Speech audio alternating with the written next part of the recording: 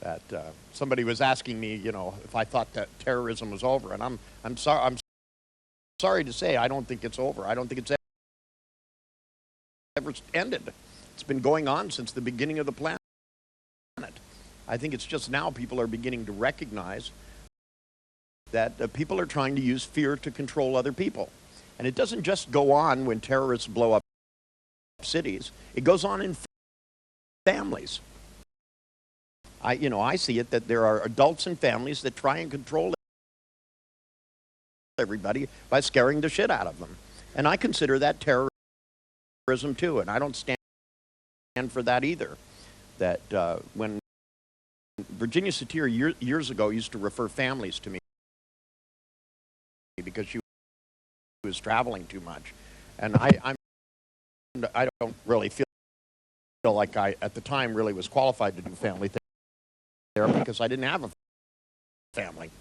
Later on, when I had a family, I felt more like I should be doing it. But when I was at 22 years old, I didn't have a family. I didn't even grow up in one. I grew up pretty much by myself. I had a mother, but she was never there. She was always off working somewhere. I spent most of my time at this, sitting around staring at the wall, talking to it. That's why I'm such good at hallucinating. But to me, the thing about people who try to get other people to change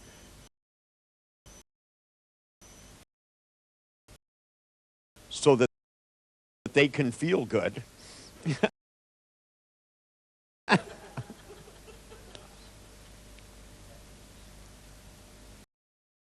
Is that how long I get to punish you for? 3 seconds? That's not bad, catching it in 3 seconds.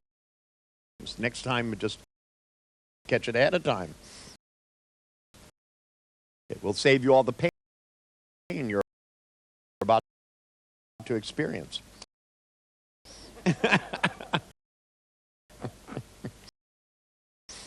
Say, either put it on vibrating so you can enjoy it in your pocket, or just turn it off.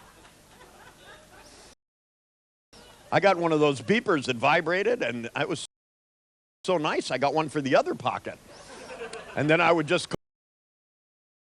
call on my cell phone and call myself all day long.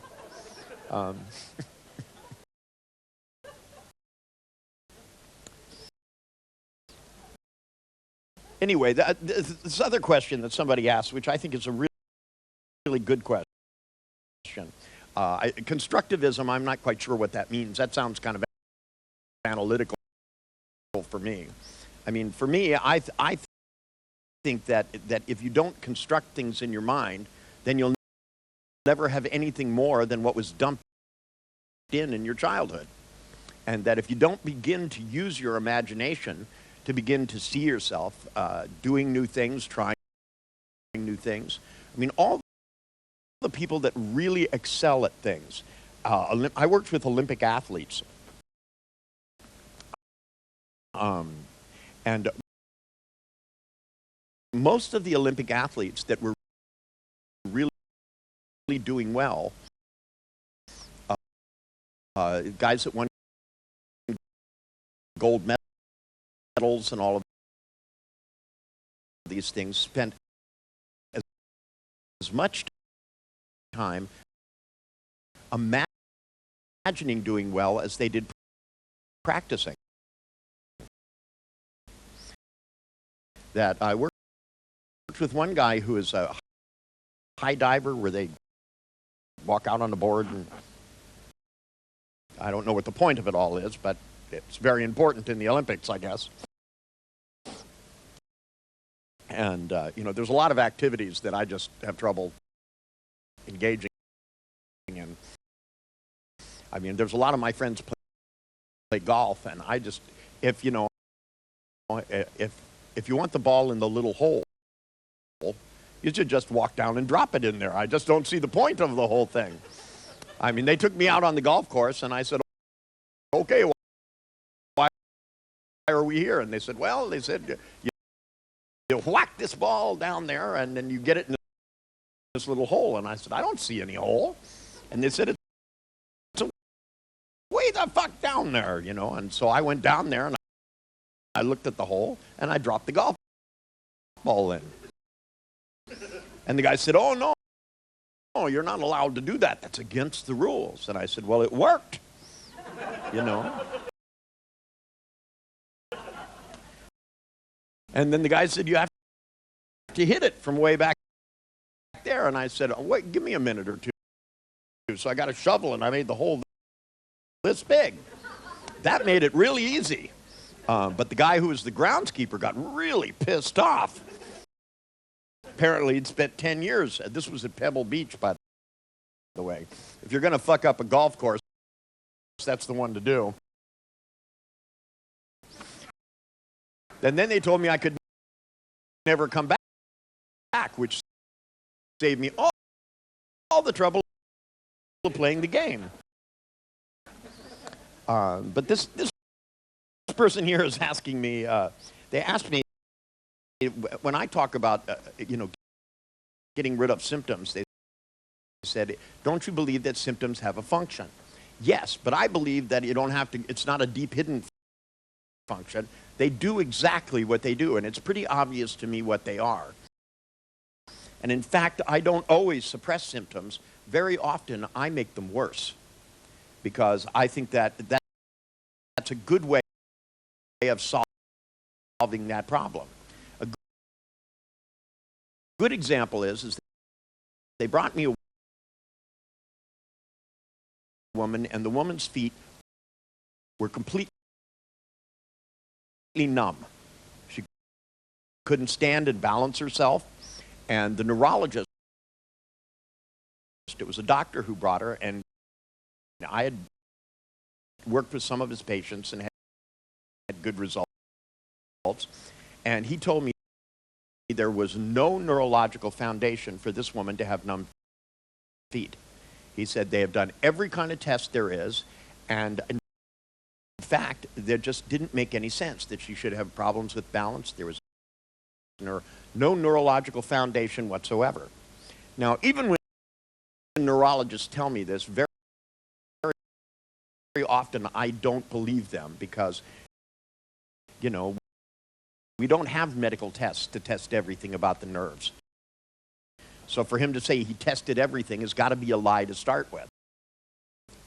But as a way of finding out whether or not this is the case, and also she came with her husband, and her husband helped her in, and her husband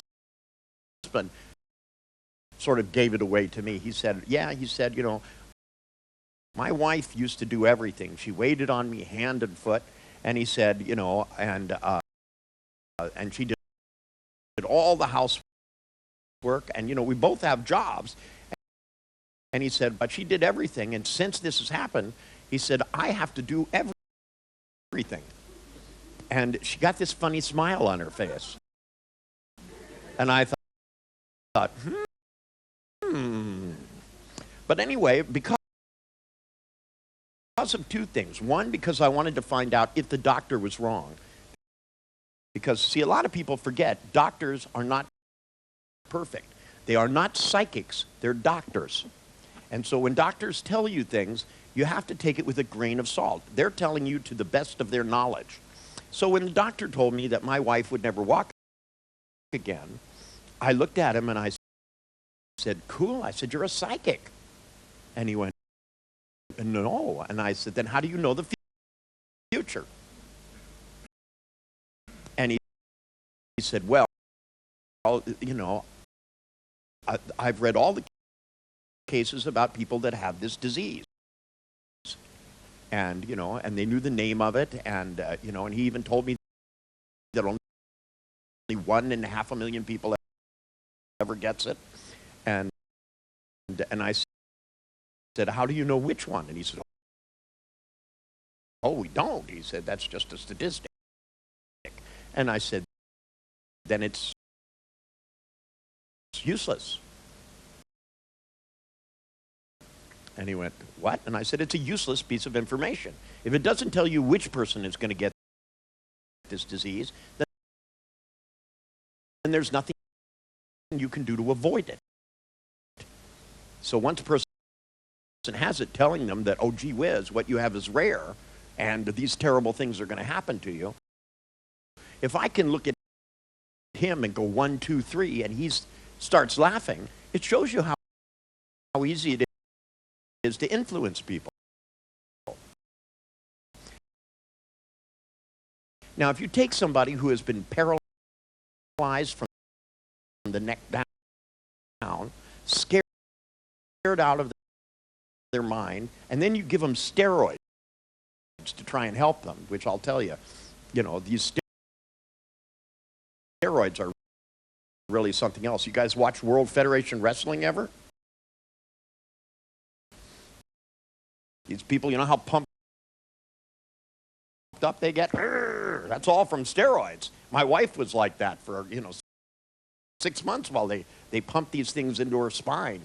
That's all they knew how to do. But they then said, right in front of her, they said, the doctor said, she will probably never walk again. And I said, probably? And he said, well, we can never be 100% certain. And I said, so you're sure, but kind of? And he went, yeah. And I said, have you ever been wrong? And he said, well, yeah. And I said, good, because this is one of those times. And he said to me, he said, well, I don't think so. And I said, yeah, but you will in about 2 seconds. And he went, and as he thought about it, I kneed him in the groin as hard as I fucking could.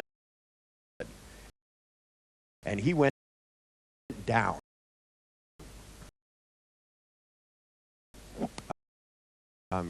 He was too busy being a doctor. He didn't exercise as much as I do. I may not look like I'm mean, but I'll tell you, I can throw a punch like you can't fucking believe. Especially if somebody says something about my wife. And especially if they say her future is not going to be one where she can walk. Because I don't think you can know that. There's too many things that have happened on this planet.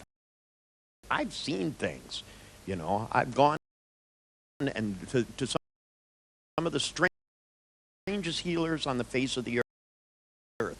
I've seen miracles, and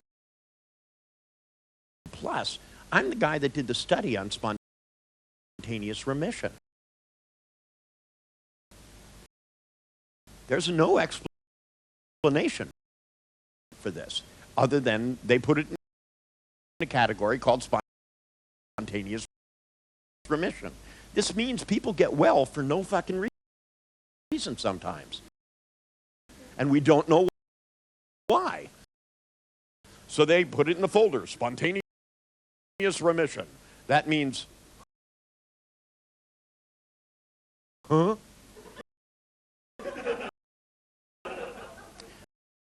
And I think it's a good thing for doctors to have a healthy skepticism, that they do everything they can to help people. But by the same token, we should also pay attention to the magic that human beings are capable of. So I lied to my wife. She said, what did they say? And I said, well, it would take about 6 months before you walk again. And she said, really? And I said, oh, yes. And I looked at the doctor, and the doctor went, yes. I had him convinced by then that agreeing with me is a good idea. In fact, every time I looked at him, his voice got an octave higher. And, he told me, he said, you can be arrested for that. And I said, would you really want to see me when I got out of jail? I said, would you really want to see that? I said, because you think I'm bad with my knee. Imagine what I can do with my voice. I've been a hypnotist for over 30 years. I've done things that you can't even believe with people. And I said, I've helped lots of people, but that doesn't mean I have to. And I said, to me, that the one thing is that if you begin to keep in mind, because you see, most of the people that have had this disease did not have access to somebody who does hypnosis. And I also traveled with Moshe Feldenkrais for a year. I know how to do all this Feldenkrais work. I've studied great healers all over the face of the earth. Not only that, I took my wife to osteopathic doctors, to homeopaths. I took her to anybody who could do anything to help her. Because I think when you need to get something done, you have to do it full force. Now, with the woman with numb feet, actually, instead of just making it so her feet weren't numb, that never even occurred to me, because I thought there was something important that had to be done. So what I did is I looked at her and I said, ma'am, I said, you've talked to lots of doctors. And she said, oh, yes, I've talked to hundreds of doctors. I've had hundreds of tests. And I said, yes, but that in there was exactly what the mistake was. And I looked at her and I said, I don't want to talk to you. I want to talk to your feet. And I looked at her feet and I said, now your feet know exactly what I'm saying. They've been making you so you lost your balance. They've been doing things, and I think they have an important message for you. But since it's numb all the time, how can you get the message? I want right now for your feet to signal me that they understand by making it numb all the way up to your waist. And she went like this. It was just 1, 2, 3, just like that. And I said, now make it go away entirely and only make her numb when the message applies. And suddenly she went, my feet aren't numb. And I said, just wait. So I sent her home, and I told her to call me when she knew what was going on. She went back to her house, and she called me about an hour later laughing, and she was just laughing and laughing and laughing. She said, I was walking just fine. She said, my husband came in and asked me if I'd do the dishes, and it went numb up to my waist, and I fell down. Now, some people may call that secondary gain. I call it primary gain. I mean, to me, what she needed to do was to learn, instead of going numb, she just needed to learn to say no. And since the way she grew up and her training and all of this psychological crap, it doesn't matter that. You don't have to be a rocket scientist to figure these things out. I mean, I had a woman who heard voices, and they said shitty things about her husband.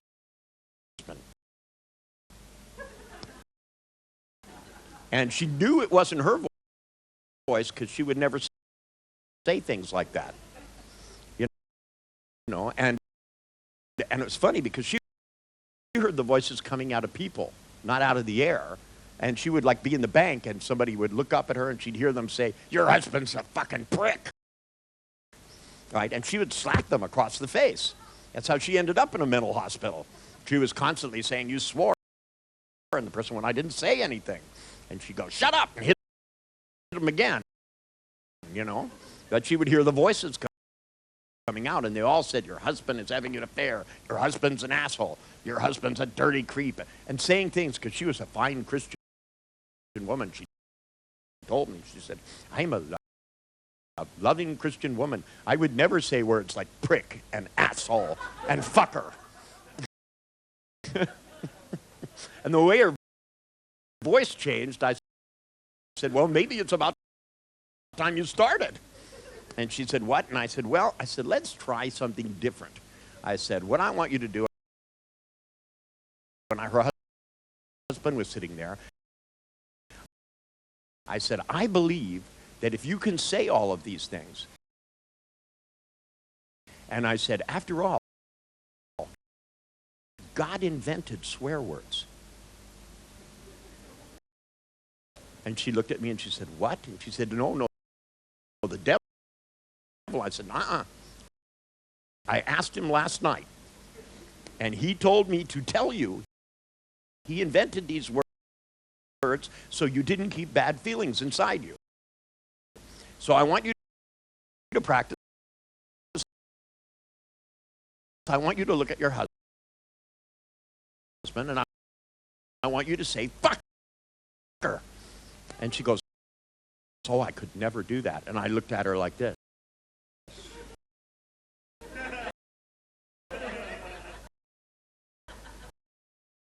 And she goes, "I really couldn't." And I went. And she went, no, I can't." And I went. And she looked at him and went, "Fucker." And I said, "That's very good." I said, "Now say asshole." And she went, "Asshole."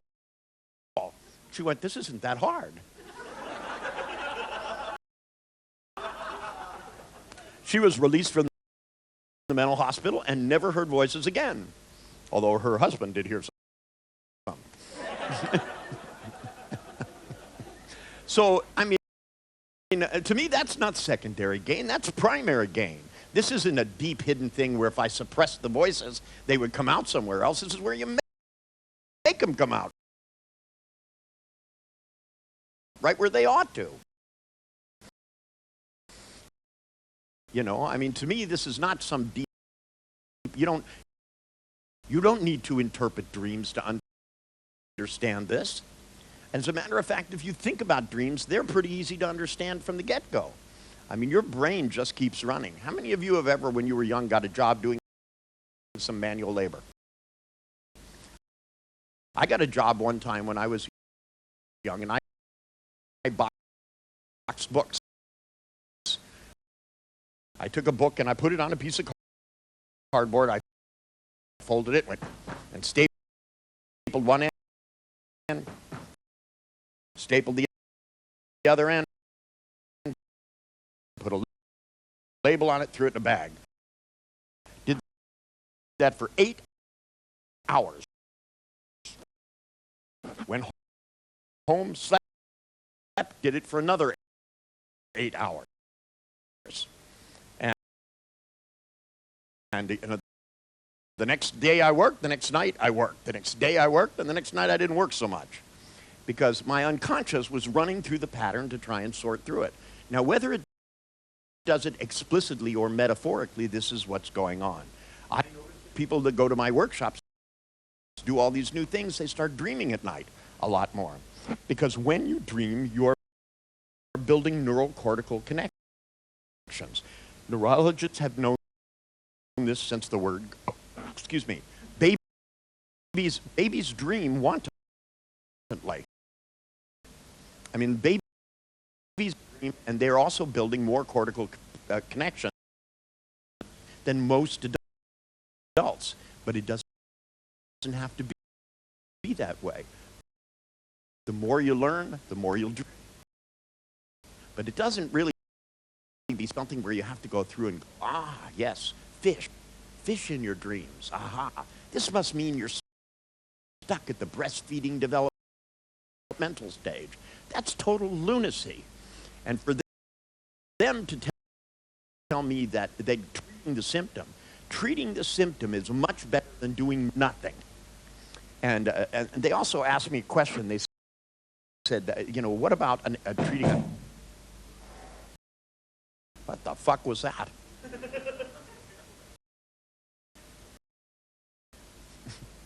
There's a ghost in your system. And it's a pissed off. That wasn't me, was it? Good. Then it must have been you.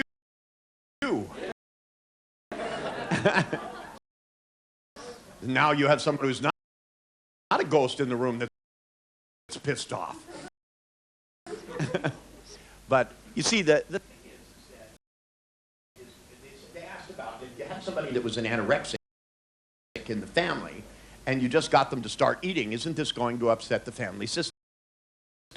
Answer, yes. But I believe that's a good thing. I mean, to me, I trance out anorexics. They're so weak anyway, they're easy. They are, they're all dying of starvation. So you just sit next to them and they go, and you just start trancing them. I don't give them any slack. They go, what's your name? I go, shut up. I just look at them and I start trancing myself. It is the fastest way to induce an altered state is to go into one. I mean, if I look at Peter, okay, you don't know me very well, but you'll know me better in about 2 seconds. Because I'm just going to look at you and I'm going to alter my state of consciousness. And it doesn't really matter what I talk about. Suddenly you're going to notice that your state of consciousness changes. Because as long as I have your attention, your unconscious knows how to do this. We all do it when we talk to one another. One person gets more excited, then you get more excited. But if one of us spent most of his life in a deep trance, then when we talk to the other one, he starts to go into a deep trance. That's right. That's right. There's no need to fight with it. You're going to lose anyway.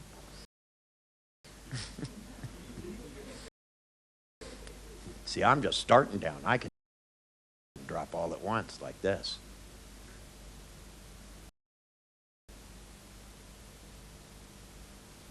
And when I do, that's right. Close your eyes. There you go. Just feel good for no fucking reason. It's as easy as 1, 2, 3, 4, 5,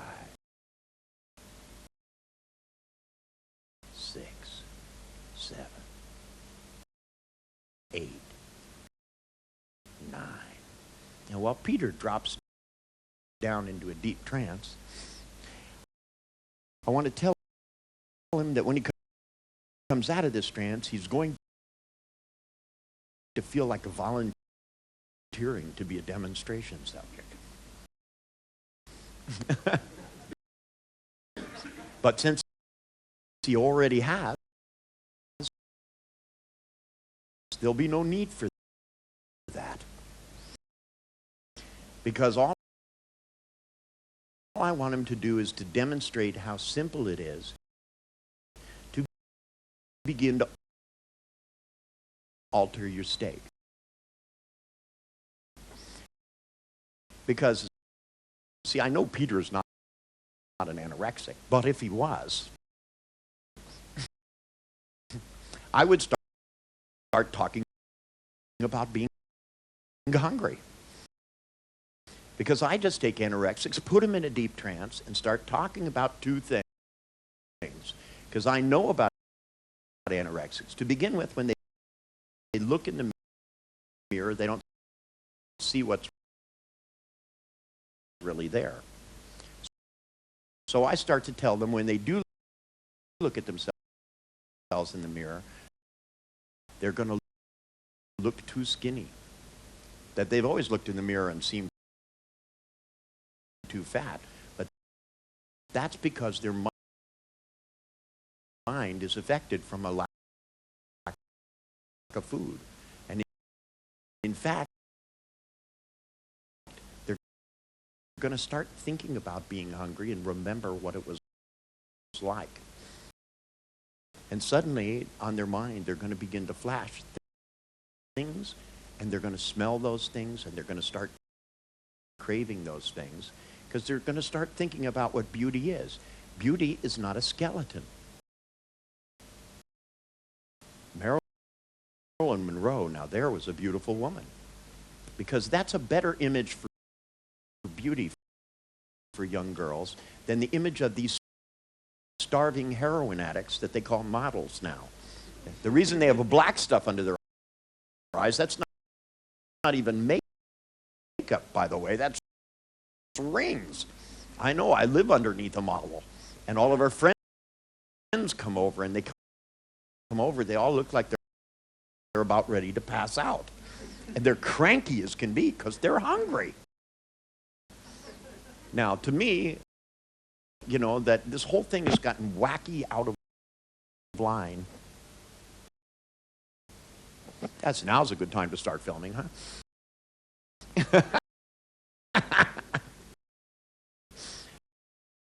Peter, you just keep going into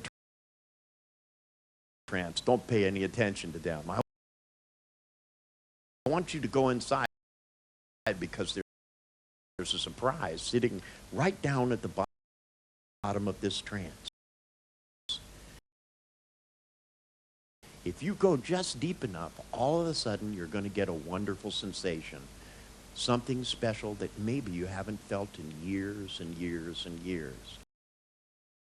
Because when you were very young, Peter, you had all kinds of wonderful experiences for no reason. I've seen children crawl inside a cardboard box and smile with absolute glee and abandonment. And if you can go back and capture some of those wonderful feelings and let them spin up inside of you, it's going to open up the range of the possibilities about the things you can do.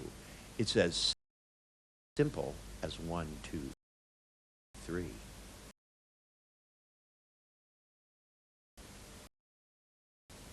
Here we go now, Peter. It's getting very close. I can see it coming.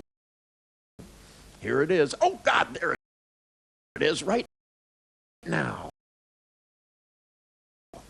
There you go. And let it fill you up. It's okay to smile. Just remember to start with your toes and work your way up. The more you feel that, the better you're going to feel, the more you'll be able to do. In fact, it's so powerful. In a minute, I'm going to ask you to just stay with the good feeling and open your eyes. Now, that's right.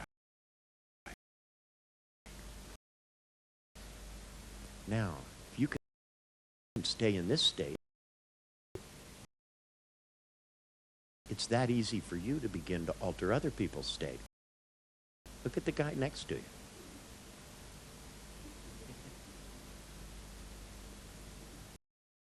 Spacey, huh?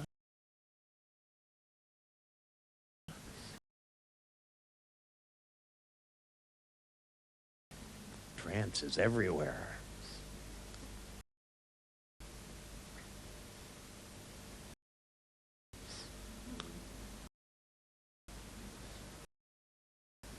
See, it doesn't matter how tall you are, the trances can be just as deep.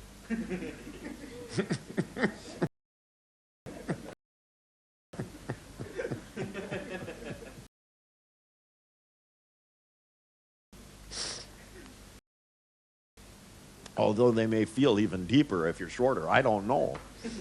Sometimes I go in so deep I don't know whether I'm Alice in Wonderland or myself.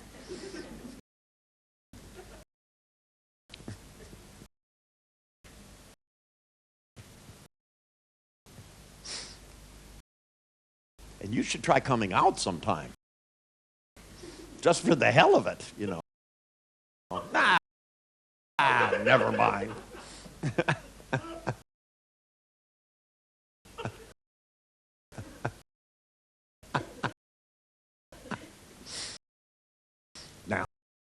Now, control yourself, Chris. That's right. You wouldn't want to feel absolutely wonderful for no reason. I mean, where would be the logic in that?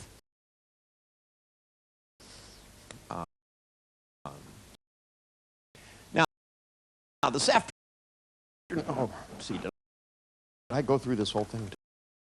I didn't miss anything here, did I? Let's see. Where and when you next teach courses in DHE? Me next teach courses in DHE? I know not.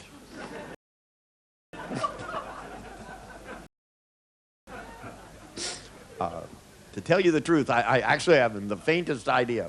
I think the next one I do is in Orlando. Either Orlando or Mexico. Well, that, of course, that you know, it's what? I thought it was Adventures of Everybody.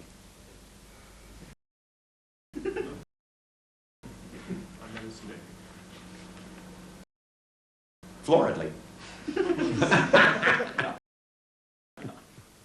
Don't match trances with me, boy. Yeah, no. And actually, what am I doing in Mexico? Do you know? Since you seem to know all these things, Chris, have you any idea? I don't know. I don't go on the web and check up on myself. I know I'm doing the shamanic thing, but before that I'm doing something. I don't know what it is. NHR. Sorry, wrong course. So it's I'm not. I know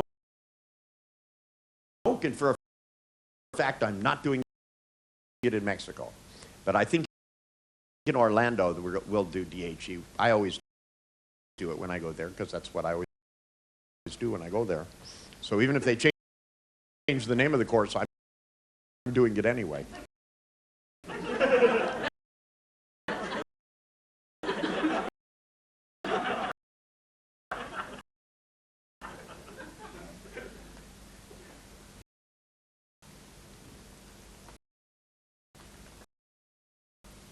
I like this, too. They spelled anorexic, anorectic.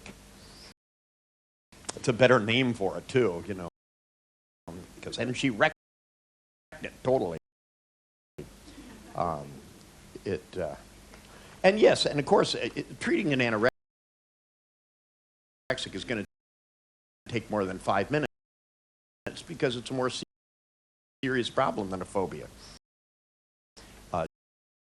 Eating disorders are actually, most eating disorders are some of the most difficult things to work with because they affect every part of everybody's life. If you have a phobia, you just don't go in elevators. But, you know, if you have an eating disorder, you can't just not eat. And when people do that, they die. I mean, Karen Carpenter, if somebody would have told me Karen Carpenter was an anorexic, I could have got her to start eating again. I've had very, very good results with the anorexics and with bulimics. With bulimics, I give them a phobia of throwing up.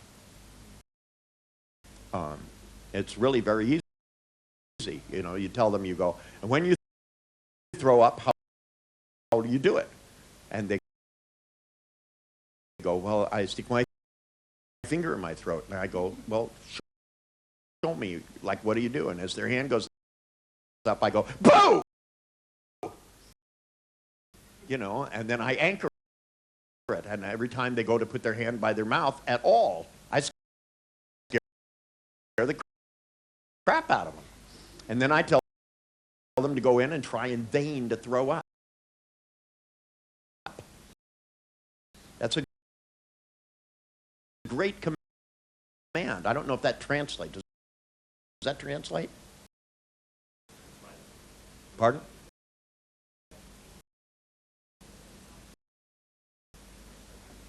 But it's a great, it's a...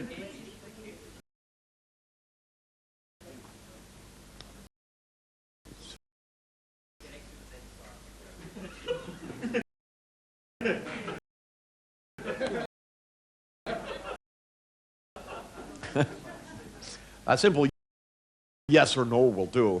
But I mean, when you give commands, you know, hypnotic commands, every language has ways of doing embedded commands. And there are certain kinds of presuppositions. In English, one of the best presuppositions to use to give embedded commands is using a concept called semantic density. Semantic density is where you can see, like, there are certain words that that have things that are presupposed in them. Like the word lurk in English doesn't, you don't like lurk right up to somebody and speak your mind. It's not the way it works. And I'm sure there are words in German that have the same kind of semantic impact. When you say in vain, it means you can't. And so when you tell somebody to try in vain to be able to throw up, they can't throw up. And especially if part of the hypnotic thing that you learn to do, part of why I wanted you yesterday to practice finding out how much you could relax. See, today we're going to go one step further with that, because I want you guys to be able to alter your state of consciousness and keep your eyes open. Because, you see, it's important to have flexibility in consciousness.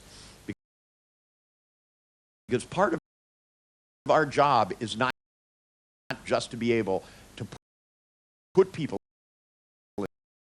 in trance. Our job is to be able to take them from one altered state to another. It's not enough to just put somebody in trance and leave them there. See, if I get Peter to go into an altered state, I want Peter to do something, right? And I want it to be as simple as 1, 2, 3.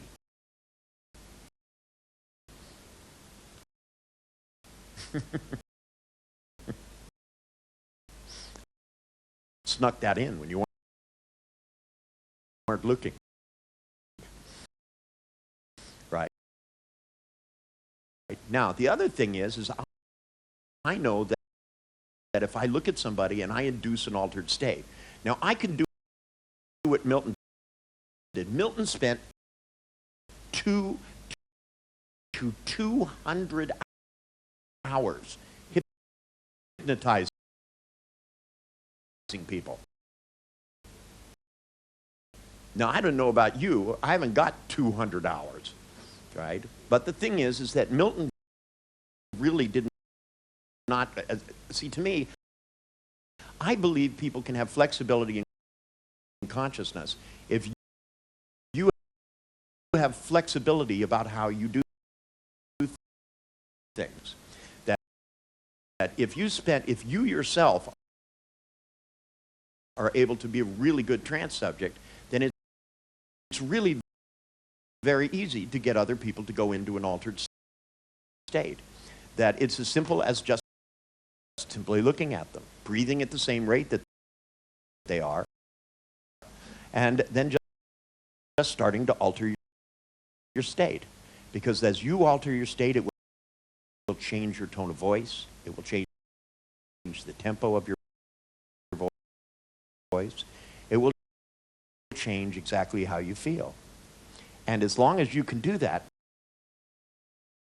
you can also do something else.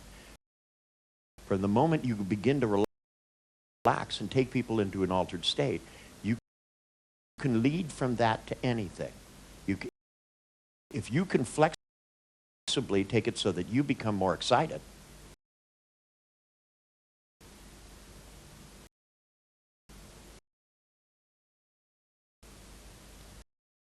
suddenly they'll become excited. Too bad they didn't have the camera pointing at you. Well, they're filming the back of your head. We can watch the back of your head change.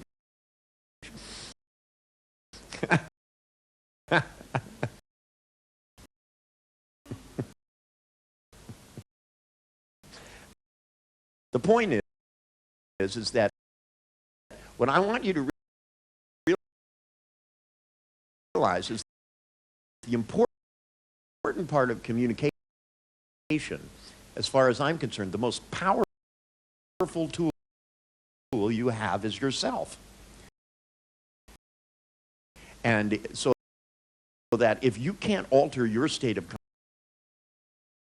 consciousness, if you're not flexible, it's going to make it so that everything you try to do with other people is going to be harder. That in terms of being powerful and being congruent and having an impact, see, if you try to think through it logically, if you go in and go, well, gee, you know, is this person's symptom, does it mean something? What could it mean? What could it mean? The trick is to make it so that it's obvious. I mean, I've set up things with people where literally I've had people come in and I just don't trust them. You know, some of these people that I've worked with that, you know, to tell you the truth, I don't believe a fucking word they say. So I'll look at them and I'll do things like I'll go, look, your conscious mind is telling me this, but I'm not sure if you know the truth. Some people, especially sociopaths are famous for not knowing the truth. They make themselves believe anything and they'll lie through their teeth. They'll tell you things about their childhood and they may or may not be true. But see, since it doesn't matter, it's not important. I'll literally say to them, I'll go, look, your unconscious knows what's true and can signal me when things are true this way. And they can signal me when things are not true another way. And then pretty soon they'll start talking to me and blinking like this. You know, and then you know enough to not pay attention to it. Because sometimes your conscious mind believes things that are in fact not the case. You know, that our memories of things that happened when we're young, remember, a lot has changed over the years. I don't know about any of you, but I went back to the house I lived in when I was 5 years old. And you know what? seemed really small. And the truth is the house didn't change. I got bigger. In fact, the whole street seemed smaller. The trees seemed smaller. Everything was still there, but everything seemed shrunken. Well, it wasn't shrunken. I just got bigger. You know, when I was 5 years old, I was this fucking big, and I'm not that big anymore. So the way I look at things, the angle I look from, everything is different. And in fact, the people that you thought were mean may or may not have been mean. Who knows?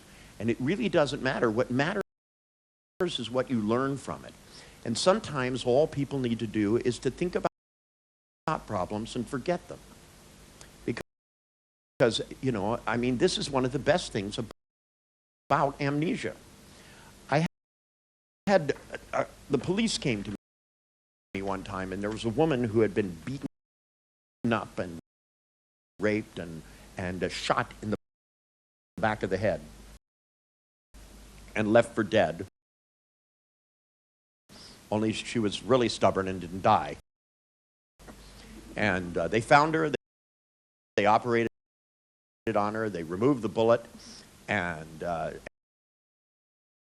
when she woke up in the hospital, the police went and said to her, "What happened?" And she said, I don't know. She had no memory whatsoever of what had happened to her. She had scars all over her body, cigarette burns on her body, and no memory of anything that happened. The last thing she remembered was being in her house. And actually, she had left her house with a friend. They were both abducted. And her friend was dumped the same place, shot the same way, also did not die. This guy was probably the worst shot on the face of the earth. He was shooting people right next to them and missed.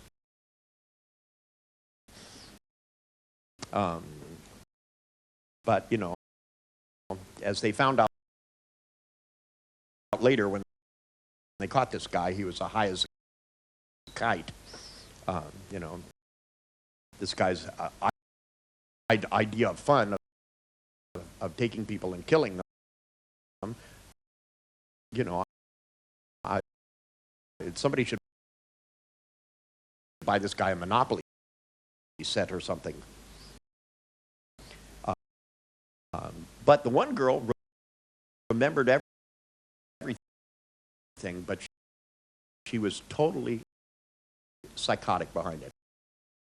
The police couldn't talk to her because she just screamed in pain, couldn't sleep, and they had to sedate her. According to them, I don't think you have to sedate people. I think you have to have enough patience to let them scream. In fact, it's a good idea to scream with them. That's what I do. They go in and they scream and I scream.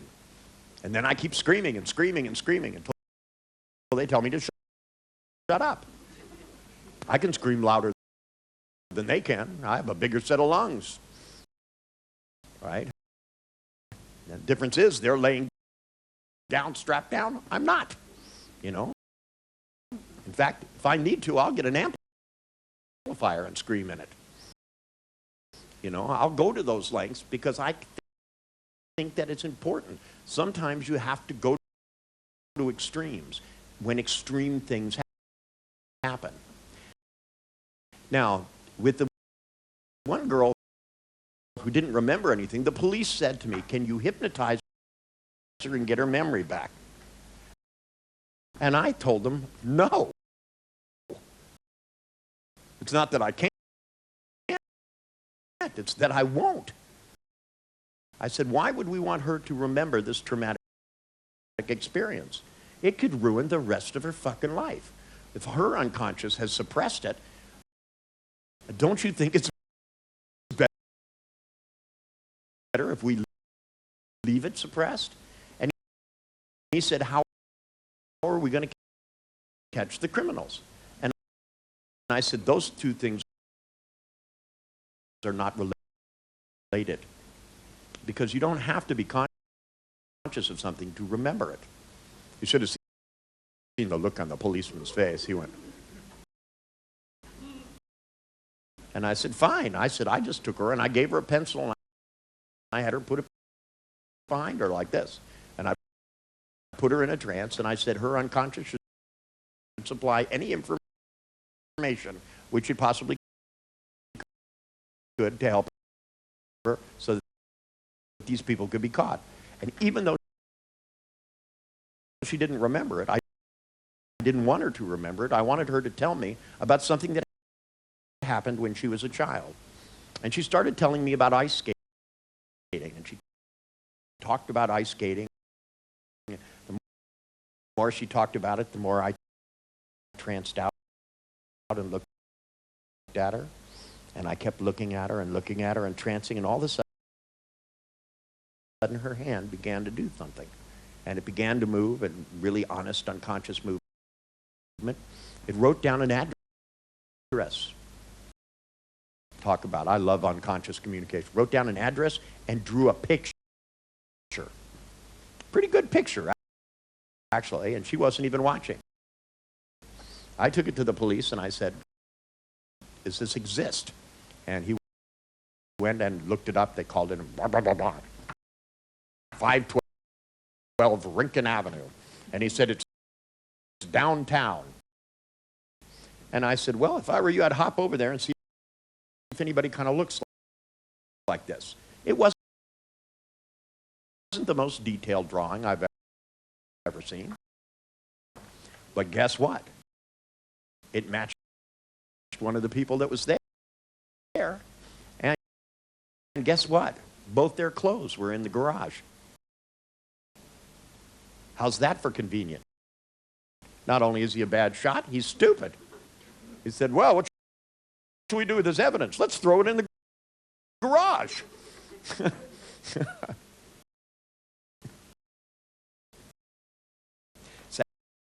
After all, they're dead. No one's going to come here. It's not like somebody's ever going to go in and find evidence, you know. I mean, they left evidence all over the house. Their blood was in the house. Everything was in the house. These guys didn't even clean up their mess. You know, they were sitting there smoking crack, stoned out of their head. Suddenly the police came in, and you know the only thing they kept asking is, how did you find us? They were downtown, for Christ's sake. They could have gotten arrested for crack, and they would have found blood all over the house. They even kept the gun.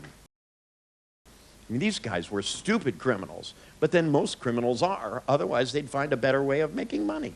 There's got to be a better way of making money than you know, than these people that go out and rob grocery stores and things like that. Excuse me, you know, start an internet company, you know.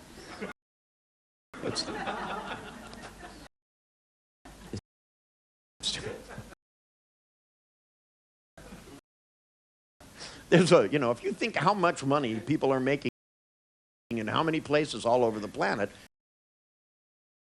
there's something wrong with our educational system, and we don't convince people how much easier. But the whole time you go to school, all they ever talk about is getting a job. They don't talk to people about being entrepreneurial, at least not in the country I grew up, and I think it's a really important thing that we start educating people, because for the most part, you know, you keep hearing about what is it, Boeing is laying off 30,000 people if they don't get this big contract. That's a lot of people to be out of work all at once. And what are these people going to do? All they do is have skills in building airplanes. And there's only like five companies that build airplanes.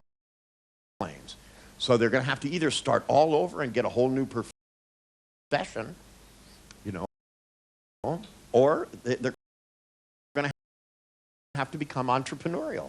And if we taught people that being entrepreneurial isn't that difficult.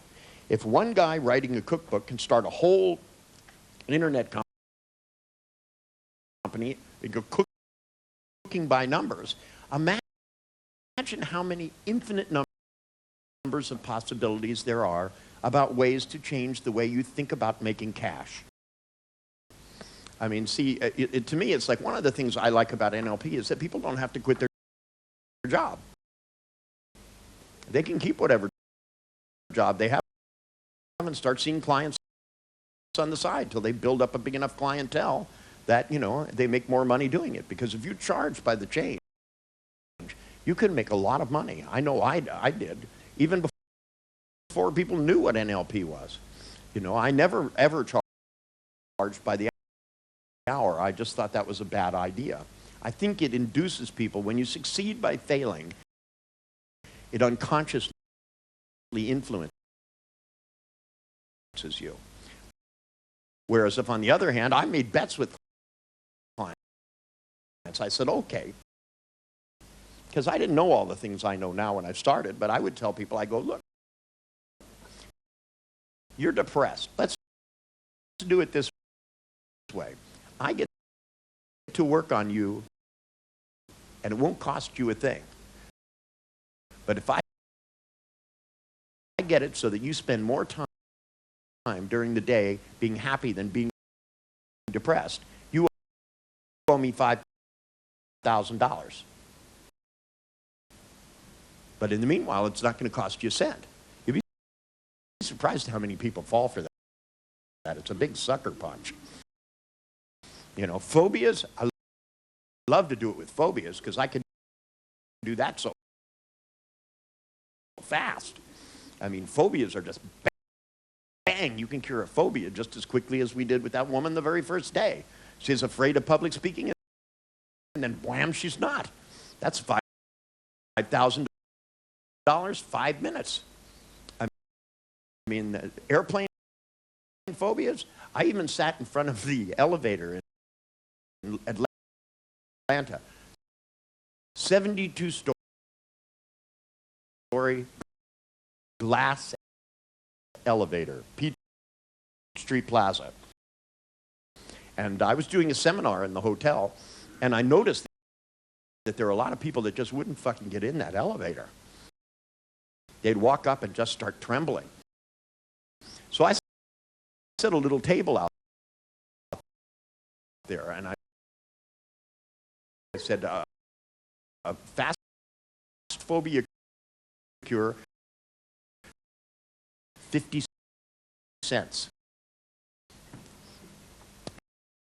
And people would walk up and they'd go, are you kidding about this? Is this really true? And I go, no. I said, elevator phobias, 75 cents. And they said, why is an elevator phobia 75 cents? I said, because the elevator's right here. I said, if you have a phobia of caves, I don't have to test it. There are no caves. But I said this, you either can go up or down, otherwise you get a guaranteed refund.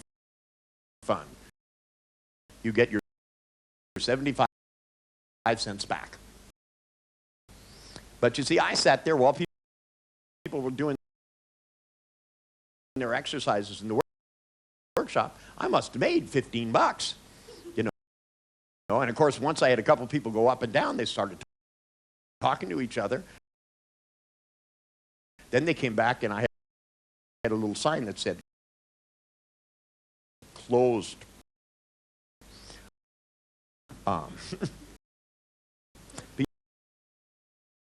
You know, there were people waiting out there when I came out of the workshop.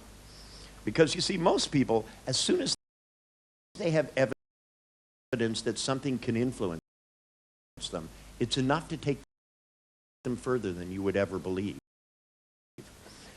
To me, it's like when somebody said, well, do you just leave it at 5 minutes? I never leave it at 5 minutes because I don't think that it's enough to just cure the symptom. I think you need to use that to leverage the direction, because people can always make new problems. If their whole life centers around anorexia, when you take the anorexia away, they have nothing left. They need to be able to begin to fill their time with good things. Because to me, it's very, very important that people learn to manufacture good feelings, and so that they start filling their life with more fun, with more magic, with more creativity, with more art, with more music, and so that it begins to fill their days, so that you build a machine which is capable of creating good things. Now, Charles, don't nod out on me, okay? You have obviously been in a few too many workshops if you're going into trance before me. He goes, I know Richard's going to put me in a trance. He's going to say this to me, and then this, and then that, and then... See, if you're going to go to the workshop, attend it. Because we're not going to do that yet.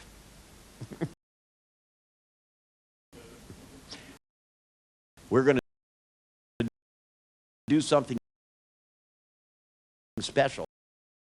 This time, what we're going to do is we're going to go back and kind of do the exercise we did yesterday.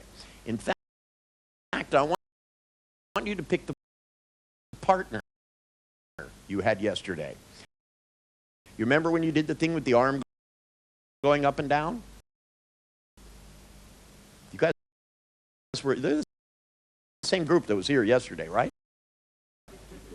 Okay. This is yes, this is no. If you don't remember it, then you weren't here. At least entirely. Only difference is, what I want you to do is I want you to sit across from your partner. So if Peter was my partner, I'm going to sit across from Peter, but I'm going to know which things influenced Peter, whether it was sounds getting from one side to the other, if it was sounds getting softer, if it was tempo slowing down, whether or not it had to do with the picture being closer or further away or bigger or brighter. And what I'm going to do is I'm going to do the same thing, because you see, what you found out is what you could do in your head that would relax you. Right? That's in essence what you did. You found out, if I do this with my pictures, I feel relaxed. So what I want you to do is to look at your partner, go inside your head, and do all the things that made you feel relaxed while you look at them.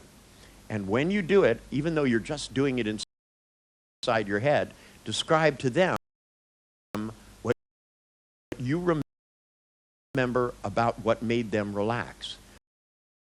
So if it was making it so that the voice tempo went slower, you simply say, yesterday I remember that you began to feel more relaxed when the tempo slowed down.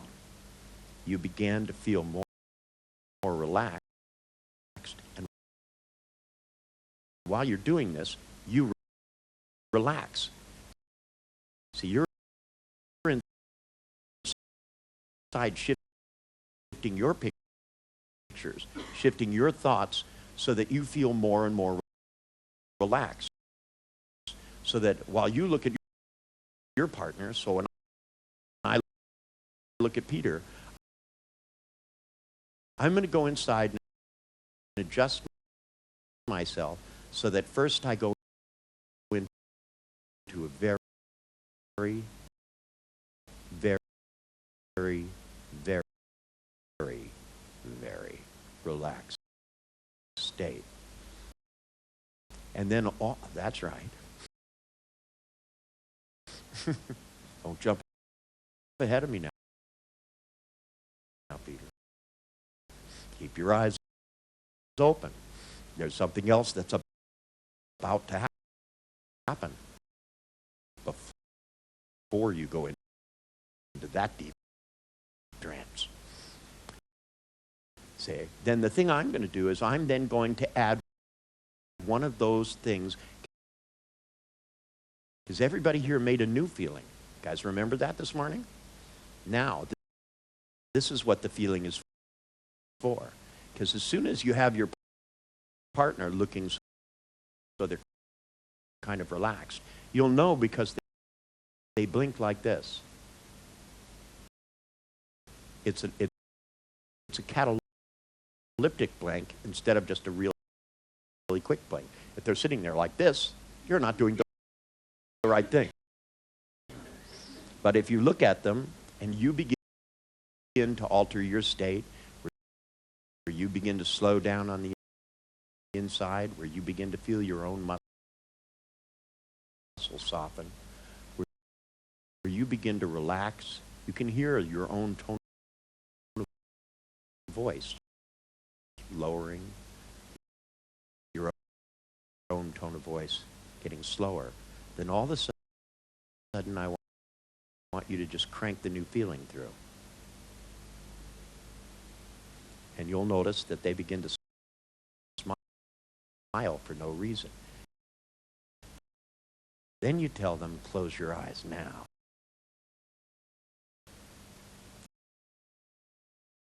And at that moment, what's going to happen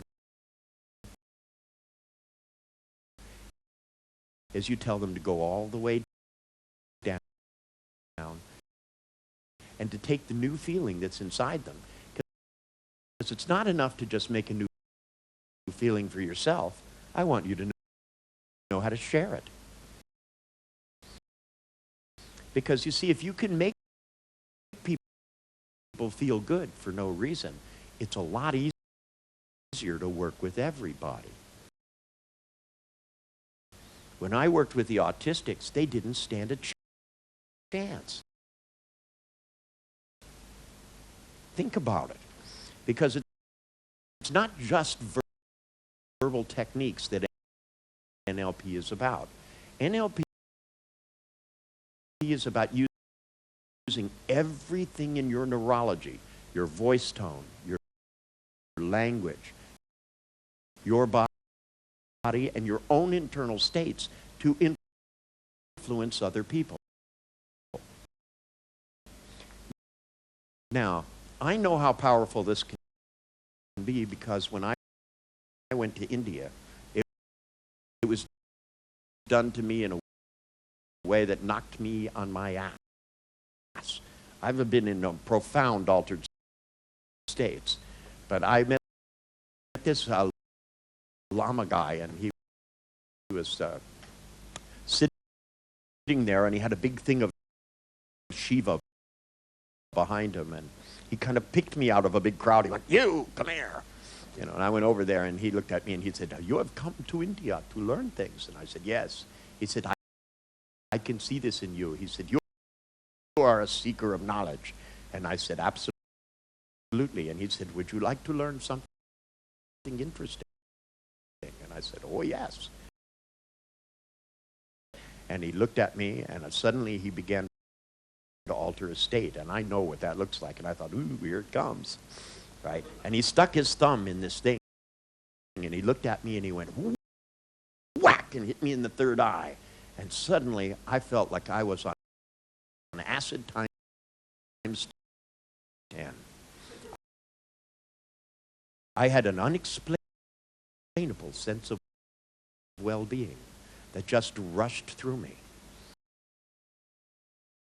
That's the new feeling I used with you, Peter. You feel good, don't you? Yeah. And you're going to be high as a kite for about a month. And that's good. Things that used to bother you ain't going to bother you so much. That's what I noticed. That was the first thing I noticed, is that things that used to get on my nerves, I didn't seem to care about so much. If I was waiting in line and people were taking too long, I just inside my head would go, It seems like nothing could get on my nerves. I had an unexplainable sense of well-being. But it also taught me something about how he did it, because what he did was to take his own internal state and to just spin it from inside himself and into someone else. See, it's not enough to just spin your good feeling inside of you. Now, what I'm suggesting is that you can spin it inside of someone else at the same time. If you start out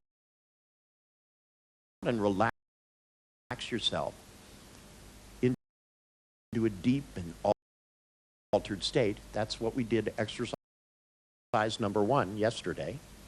You guys remember? Because see, all this stuff fits together in some ludicrous, sneaky kind of way.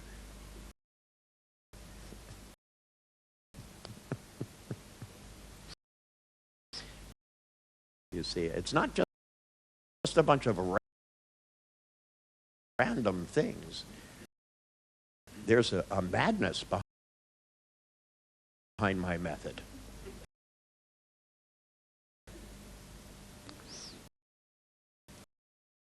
Now, so what I'm going to do is, the exercise goes like this. First you sit across and you put yourself into a relaxed state. Use everything you did yesterday to make yourself relax. Do it with your eyes open.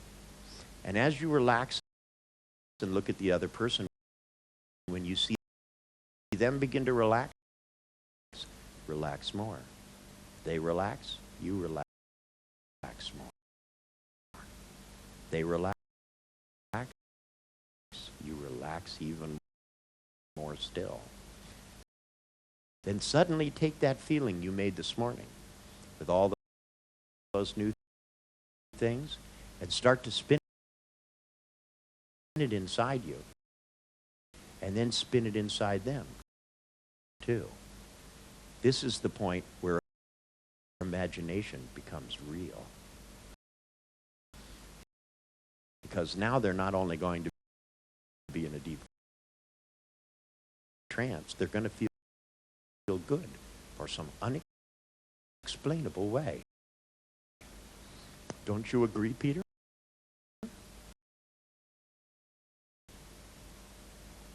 Is that a yes? Good. Speak out loud. Speak. Whoa.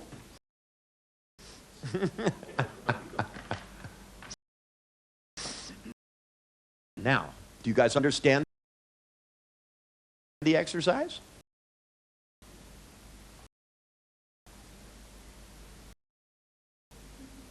Do you have any questions? then get out there and do it. Take about 10 minutes apiece and meet me right back here.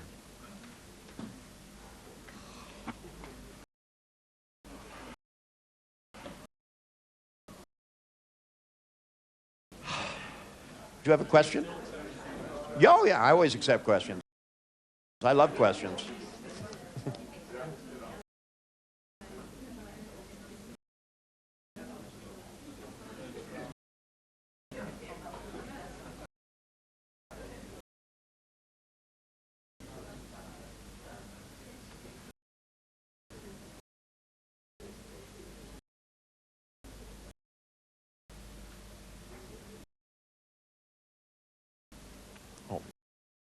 I'm sorry. I read it wrong. I'm sorry. You said it's bypassing your conscious. I thought you said by, you know, I just read it as one word, effective and bypassing. And I thought, bypassing? How do you learn a language? Well, the best way to learn a language is to go where they're speaking it.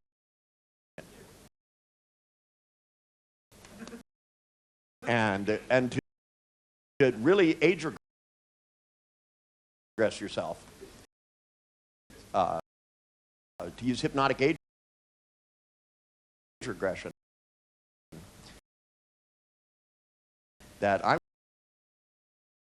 went to Tahiti some time ago, and I had really never learned. I was never very bilingual. I spoke English and a small amount of the Spanish, and because I lived in a neighborhood with lots and lots of Hispanics, but I'd never really been anywhere. And when I went to Tahiti, I wanted to learn to speak Tahitian so I could talk to the locals. Otherwise, all you can talk to is the people in the hotel. And it kind of takes the fun out of things. And so I tried an experiment, and basically what I did, might not be the approach you want to use, but what I did is I smoked really a lot of hash.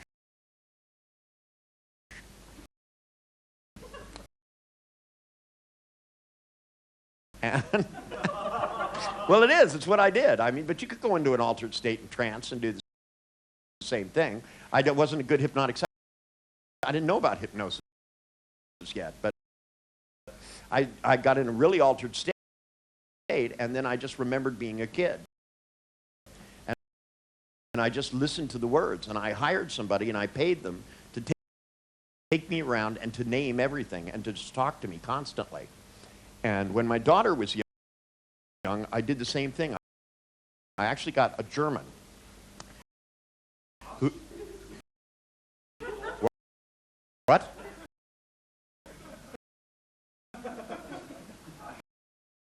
A German. No. He's a little bit behind.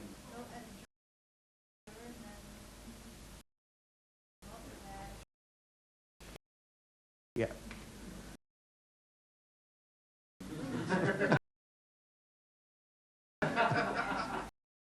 I got a German citizen who had left Germany and moved to San Francisco.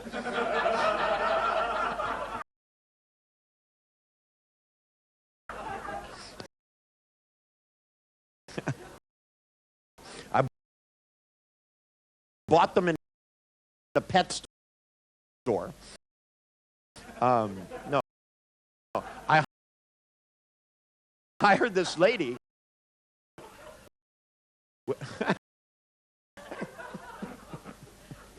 Well, I found them in a pet store, but they weren't actually for sale. They were there getting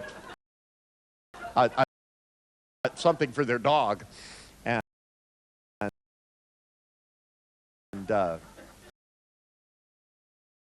But they were talking German, and my daughter wanted to learn a form language, and she was taking in school her. She was still in junior high school. She was taking a German class, and I thought, you know, the German they teach you in school is not going to be like the German that people speak any more than the English that they teach you in school has anything to do with English. I mean, you know, what these schools, they try to teach you grammar, but they don't teach you natural language. They teach you, quote, correct language. And so what I did is I hired this person, and my daughter sat with them for a couple of hours every day, and I told them just to speak German and do all the normal things. And my daughter ended up speaking German so well that when she came here to Germany later on, people thought she was German. I mean, she could pass for a native speaker. And in fact, a lot of people were surprised when they found out that she was actually from San Francisco. Because when she came here, her German was really, really good. So, I mean, if you wanted to learn a language, to me, the thing is to realize that if you translate a language, you won't understand it. So you need to reassign the meaning of things so that instead of like going toes and then having somebody tell you the German word, you need to just have somebody point at your toes and say the German word so that it's associated. And that, to me, that this is the important thing. I even did it with my dog. I taught my dog to speak language. And people say that's impossible. But she understands English extremely well, better than some people. But I started her out when she was a little tiny puppy. I sat down and I went, these are your toes, this is your nose, these are your eyes, this is your ears, that's a television, this is a can. You know, this is chicken, you know, this is beef, this, you know, made it so that I took things and separated them out. I'd go, this is chicken here, this is a piece of beef, you know, and, you know, and then when she would do things, if she'd lick my finger, I'd go, oh, that's my finger. I'd take her tongue and I'd go, that's licking. And after a while, I got to the point where I can say almost anything to my dog and she understands it. I don't have to change my tone of voice or give commands or anything. I can tell her to go over to the table and get me the brown pen, and she'll go and hop over and grab the brown pen and bring it back. And, you know, she understands concepts. She even sorts her toys out. She has all kinds of little dog toys, and she puts all of the rabbits together and all the bears together and all of these things in piles. Very analytical for a dog. But see, I think people underestimate dogs as much as they underestimate people and themselves. People think once you learn a language, you have to use the language to understand another language. And that never really works very well. What you really need to do is to create an altered state so that everything you do in that language, so that it really stays separate from English, so that you go into a state almost where you don't understand English. John Grinder told me one time, because he speaks several languages, and he told me one time when he went to Africa that what he did is put himself in a hypnotic state. He hired one of these people in a tribe called the Dawsonage, and he sat around in a sweat lodge with this guy for a week, and the guy just talked to him about everything, and then took him out and showed him things, and he just went in a state where he couldn't understand English, but no one was speaking English. So he just kind of forgot about it and spent a week floating around. And at the end of the week, he got to the point where he could talk to people about just about anything. Because remember, you're not a baby now, you're a more sophisticated adult. So you really can pick these things up much quicker. And if you really go through the things that children go through, remember, when children learn language, the first thing they learn to speak is intonation. That they spend their time copying the intonation of sentences before they ever speak words. We make the mistake when we teach people language of teaching words first. And you really need to learn to go baba jabat, you know, so that you learn, because every language has its own intonation. The children don't babble the same in German as they do when they grow up in America. They have a different kind of babbling, and that babbling programs the unconscious to be able to do sentences. Then you have to start on the words. You have to go mama, papa, and you start with two-word utterances, or single-word utterances, and then you move to pivot grammars, so that it's mama, bye-bye, bye-bye, mama, so that you learn how, because every language has pivot grammars, and they're the same in every language. Then once you get beyond pivot grammars, then you can start adding phrases, and the phrases will fit right in the intonation pattern. So if you concentrate on learning language in the order in which you learn it naturally, you're doing something that fits with your neurology, as opposed to the way it's taught by most people. These Berlitz tapes they put out are absolutely ludicrous and pretty much useless.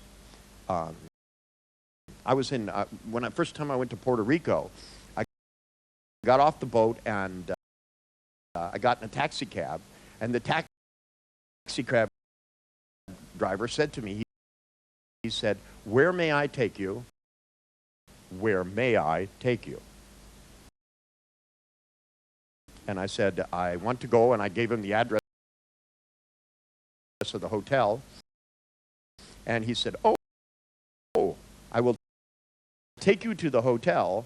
Oh, I will take you to the hotel. And I said to him, "Why are you repeating everything twice? Why are you repeating everything twice?"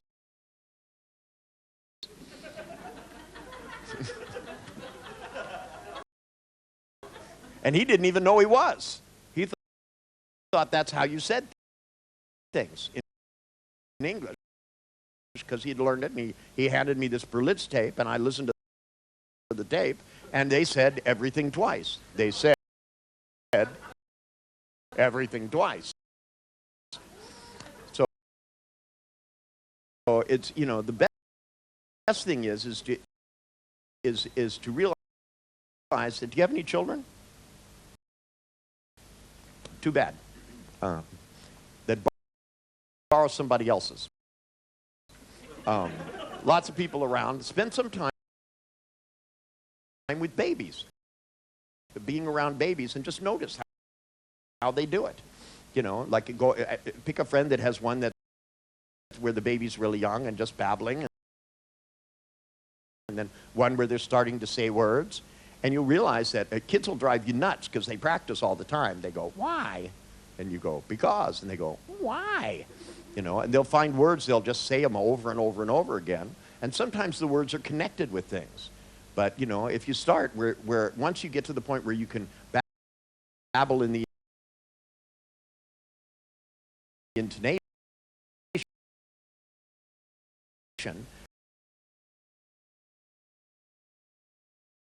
then you have people just point out objects. Because children start with nouns, and then you move from nouns to verbs. You know, because first it's mama, and then it's bye-bye, and then it's mama bye-bye. Bye-bye, mama. Trance deep, go now.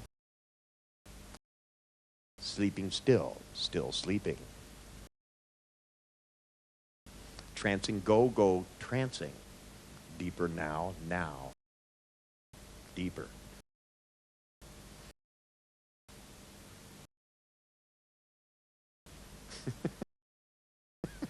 You guys are too fucking easy. I love this country. The first time I came to Germany and found out what great trance subjects you are, I just thought, Jesus, this is so wonderful. I mean, I went to England, and to get those people into a trance takes a sledgehammer. You know, they're so fucking rigid, these English. Jiminy crickets, it drives me nuts.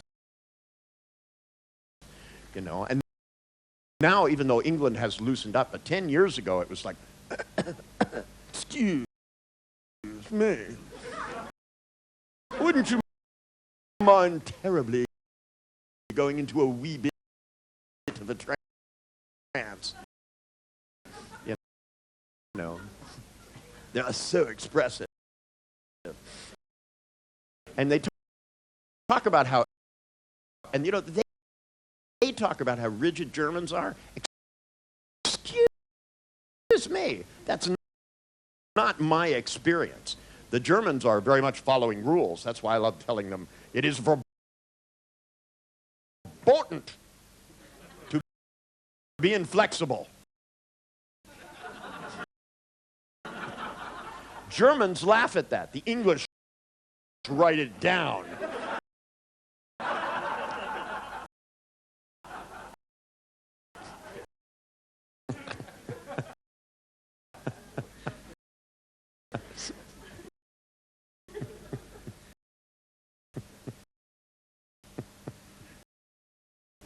Anyway, I wanted you to put your feet on the floor because we have one last trance today to do new things.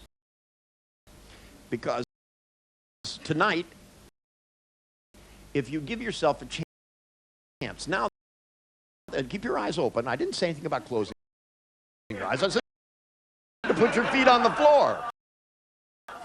Right? We're trancing now, eyes open, man. We're taking the rocket ship ride. Okay, just keep your eyes open, because now what we want to do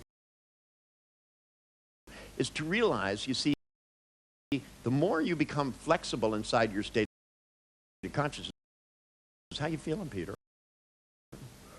Perfect? Yeah, you think this is good. Wait till the feeling doubles.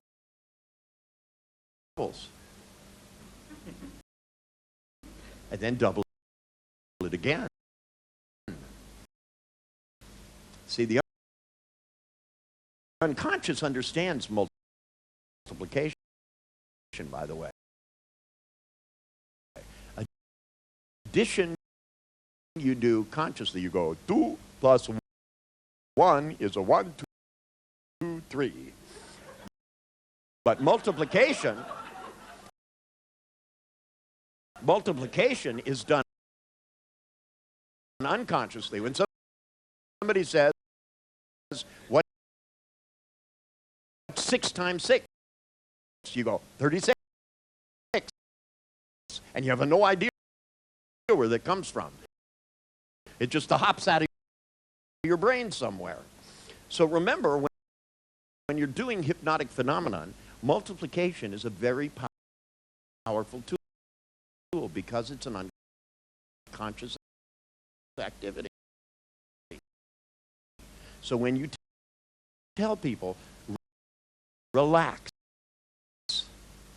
and double it, the unconscious understands it. Even though it doesn't understand negation. Because when you say, don't be nervous, people get nervous.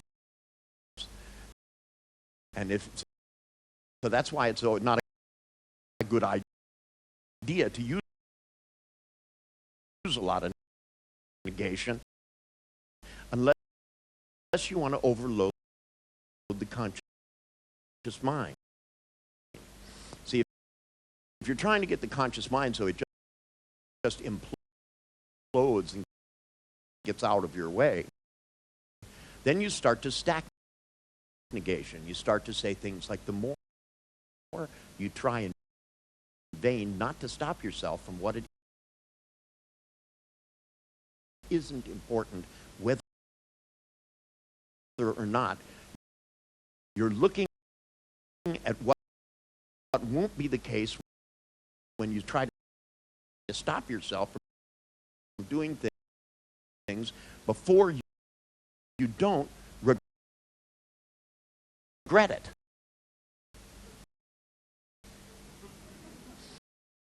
Because if you really stop and think about how deep of a trance you're not in now, the more relaxed you will become before you even know what it is that's not important about what it is you're not doing.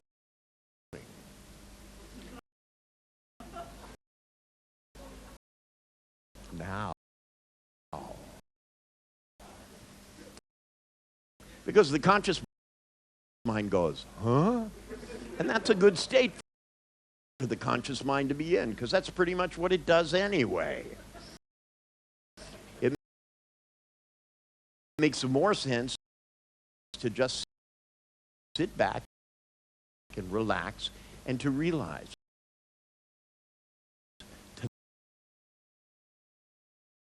tonight you're going to engage in the natural process of integration. But unlike me stapling books, you're going to do something that's a lot more important. You're going to begin to put these pieces together, because even though it appeared when you started out doing things as if there was no connection, suddenly now you begin to realize there was a method behind the madness of what I was asking you to do. The reason I wanted you to roll feelings around was ultimately I want you to be able to roll them so that they roll out outside of you and into other people. Because even though psychology has no physical evidence to prove that this works, I do.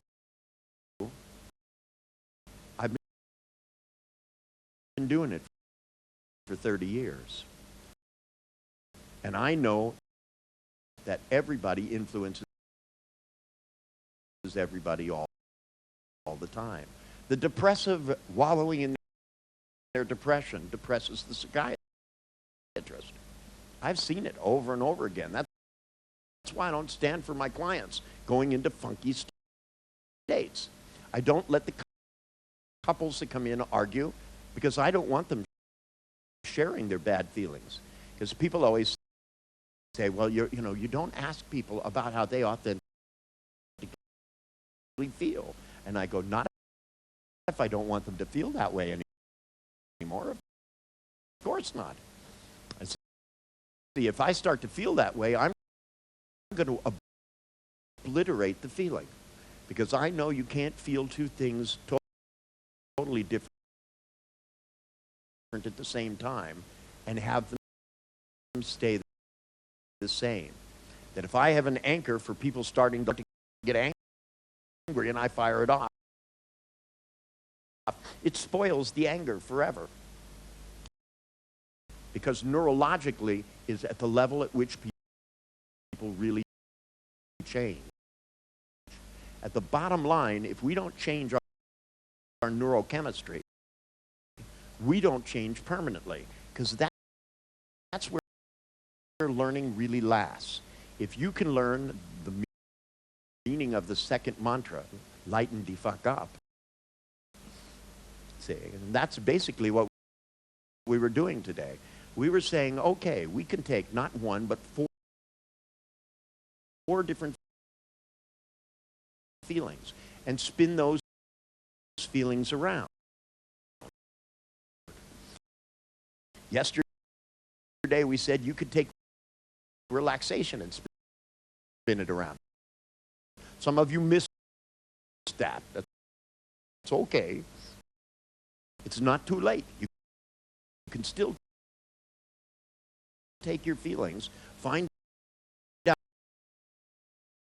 out where they start, and now you probably can relax better than you could yesterday. So when you sit down this evening, I want you to take the feeling of relaxation. Notice how it moves through your body. Notice when it's the most intense. And whenever it's the most intense, pull it back to the beginning and spin it around. Learn to spin it so that it's a bigger around, so that it's more intense, so that it spins faster. And so you can literally spin it so it extends outside of yourself, so that you can capture other people inside your good feelings. Because to me, this is what communication is about. It's not just about the sounds. It's not just about the words you choose. It's also about how you influence everybody visually, kinesthetically. And see, there's all these things that Western medicine can't explain. They can't explain acupuncture. So they used to say it doesn't exist. They can't explain hypnosis. I did an experiment about 15 years ago, and they took people in and they did experiments. The first thing they did is they gave them pain control drugs to find out how much pain they can tolerate. And these people are gluttons for punishment that signed up for this, because they did things which were painful. They stuck pins in the end of their fingers. And they took thumb screws and tightened them down. And they found out when they gave people drugs, certain amount of drugs and certain kinds of drugs that they could tolerate quite a bit of pain. Then they had this Chinese doctor come in. It was quite a good Chinese doctor. And he came in and he would stick pins in people's chests and they could lose all the feeling in their hand. And I was pretty impressed with it. And in fact, since they already had pins in them, sticking a pin in their finger didn't seem to bother them at all. Now, they then asked me to do it with hypnosis. I not only made it so they couldn't feel the pins going in their hand, I made it so they couldn't even see their hand. I didn't fool around. And by the time they'd taken drugs and done acupuncture, they were pretty good hypnotic subjects. It really wasn't that hard. Because I looked at them and I said, do you want to feel pain? And they went, no. And I said, good.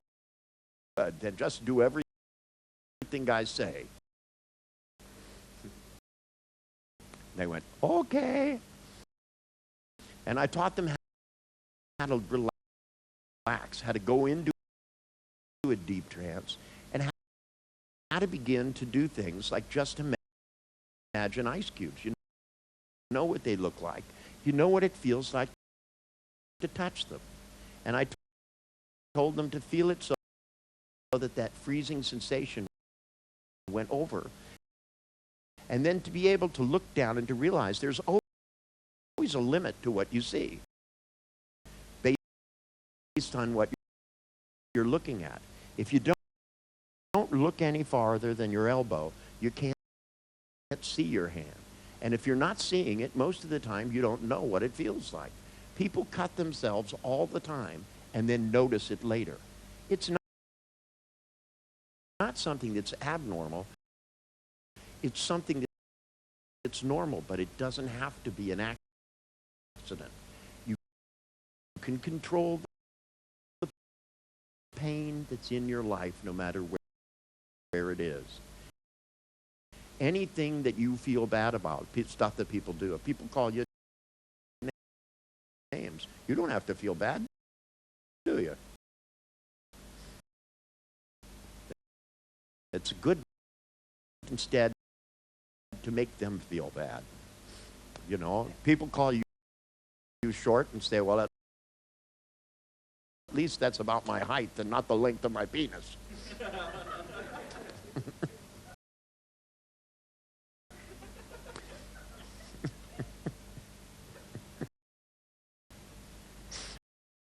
I think that's a great line, by the way. It's somebody once did this. Said somebody walked up to me and they went, "Fuck you, Bandler," and I said, "No, thanks. I'm not a homosexual, but I know somebody who'd be more than happy to accommodate you." And I went over and I introduced him to a friend of mine. I said, "This guy's looking for a lover." The guy went, "Well, wait a minute." He said, I didn't mean that.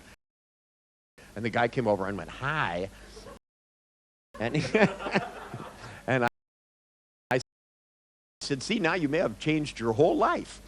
And the guy said, I was just wanted to tell you where to get off. And I said, "This is where I get off, watching you become a homosexual, whether you like it or not." See, to me, if you're going to be an asshole, then bad things should happen to you. But if you're going to be a nice person, then good things should happen to you. And what I'm hoping, because I know that most of you in here, since you're learning techniques to help other people, must give a shit about the rest of the world. So there's one of the places that I think makes this wonderful is if the place that you start is to go through your life and begin to make it so the things that could make you feel bad don't. The things that you would worry about, like people worry about whether or not they're in control, and that's totally out of control. You're in control when you're doing what you want to do. So if somebody's making you feel good against your will, go with it. If they start to make you feel bad, then put on the brakes. Do what I do. Suddenly sneeze and headbutt. Because I'll tell you, when you break people's nose, they lose their concentration every time. The thing is as long as you have a good sense of humor and it explodes inside of you, you will find ways where you don't have to be so serious. It's as simple as 1, 2, 3. Because if your sense of humor kicks in, if you start to ask questions about how are you going to enjoy yourself, how are you going to feel good, clients come in and tell me horrible things. And if I empathized with them, I would feel horrible too. Instead, I usually say to myself, Jesus, that's fucking horrible. I would never want to be like them. In fact, I don't even want them to be like them. You know, because I think if bad things happen to you, the bad feelings you get from it, that once is enough. This poor girl, I told you about the first one that had amnesia. She was fine. But the other girl I felt very badly about. She was in the hospital too. And she was a screaming bloody murder, and they had sedated her. And I went in and I asked them to do me a favor. I said, could you not give her any more sedatives? And they said, well, we don't know how else to control her. And I said, well, do you really need to? And she said, well, she's disturbing other patients. And I said, well, how about we put her in a room by herself in some nice quiet place? And they said, this is a hospital. And I said, so there should be lots of quiet places. What's a little screaming, in a hospital? Don't you have a psychiatric ward? And they said, oh, yes, we have a psychiatric ward, but she's not a psychiatric patient. And I said, well, let's just let her visit the psychiatric ward. So we wheeled her down and we put her in there, and I sat with her. It took her about 5 hours to wake up. So I had fallen asleep by then. And all of a sudden, she began to scream. I'll tell you, it woke me right up. Nothing like a blood-curdling scream to get your attention. But when she woke up and she screamed, I screamed. And she screamed, and I screamed back at her.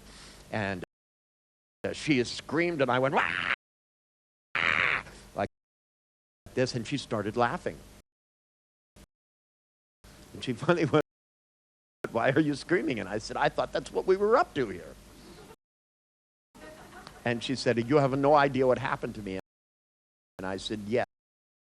And I said, and you do, and that's a real shame. Because the thing is, if you, instead of looking at it as if it's happening now, because it's not happening now. Now we're screaming at each other, and I screamed, ah! I said, go ahead, scream back. And she went, ah! And I said, good. I said, now what I want you to do is to see yourself only this big with all these bad things happening to you, because you know what happened to you. Now it's time to get away from it, because it's a bad thing if you do to yourself the same thing these terrible people did to you. It's time to remember, to forget what's not important. And what's not important is to feel bad when you don't need to. It's much better to remember how good you feel. I said, you got out of this by the skin of your teeth. You're lucky to be alive. You should feel really lucky now. And she went, you're right. And I said, good. You see that little part of you? I said, I want you to push it off in the distance. And every time you start to remember this and it starts to come back, push it off into the distance. Because the bad things that have happened to you your whole life, sure, you had a childhood, and sure, shitty stuff happened. You know, some of you, may have had uncles that were a little too friendly, But guess what? The best thing about the past is that it's over. The best thing about the future is the more conscious you are, the more you can make it wonderful. This is your chance tonight while you sleep and dream, eyes open, conscious mind there. When you lay down tonight, I want you to plan to feel good. Say to yourself, not just, I'm going to wake up at 7, right? Go, I'm going to wake up at 7 having had a wonderful night, having had pleasant dreams, and having the experience of being excited about tomorrow. Everything I can learn, all the new opportunities, ideas are going to flood into my head, and then go to sleep. Because if you plan for wonderful things to happen, they will. It's as simple as 1, 2, 3. And I'll see you guys tomorrow. Have a good night.